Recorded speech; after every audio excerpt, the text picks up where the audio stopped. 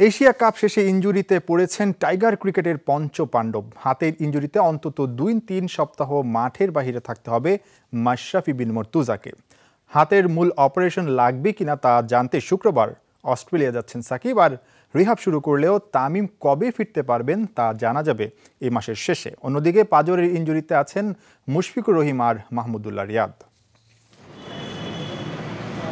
বিসিবির medical room যেন হয়ে উঠেছে ক্রিকেটারদের হাসপাতালে।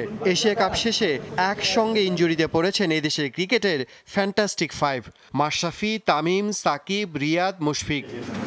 আগের দিনে করা হাতের এক্স-রে রিপোর্ট নিয়ে হাজির মাশরাফি। পাকিস্তানের বিপক্ষে হাতে ইনজুরিতে পড়া মাশরাফির কনিষ্ঠ আঙ্গুলে হাড়ে চির ধরা পড়েছে। শুধু তাই নয়, বুমরার বলে আঘাত পাওয়া স্থানে জমেছে রক্ত। আরও একবার এমআরআই করাতে হবে সেখানে।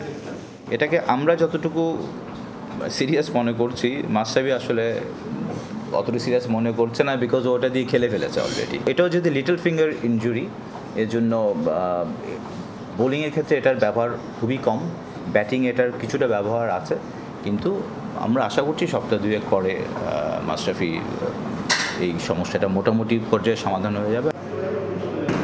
লন্ডন থেকে চিকিৎসা শেষে ফেরা তামিম ইকবাল রিহাব শুরু করেছেন ইংলিশ ডক্টরের পরামর্শে। আপাতত অপারেশন করা না লাগলেও সাধারণত এই ইনজুরি থেকে সেরে উঠতে সময় লাগে 6 সপ্তাহ। 20 অথবা 25 তারিখের দিকে আমরা ওকে আবার পুনরায় অ্যাসেস করব। অ্যাসেসমেন্টের পরে যদি দেখা যায় ওর ফাংশনালিটি পুরোপুরি ফিরে এসছে অথবা অলমোস্ট ফাংশনাল পর্যায়ে চলে এসছে, তাহলে হয়তো আমরা ওর ক্রিকেট অ্যাক্টিভিটি, স্পোর্টিং অ্যাক্টিভিটিগুলো শুরু করব।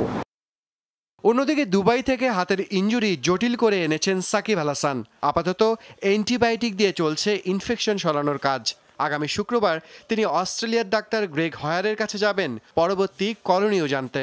ওর অপারেশন আমরা অবশ্যই করাবো যদি ইফ অ্যাট অল নেসেসারি, এবং সেটা ডক্টর যে অস্ট্রেলিয়ান যে হ্যান্ড সার্জন আছে ওনার পরামর্শ অনুসারে, এবং ওনার মূল পরামর্শটা হচ্ছে যতদিন সম্ভব নন অপারেটিভ ওয়েতে চালিয়ে যাওয়ার জন্য।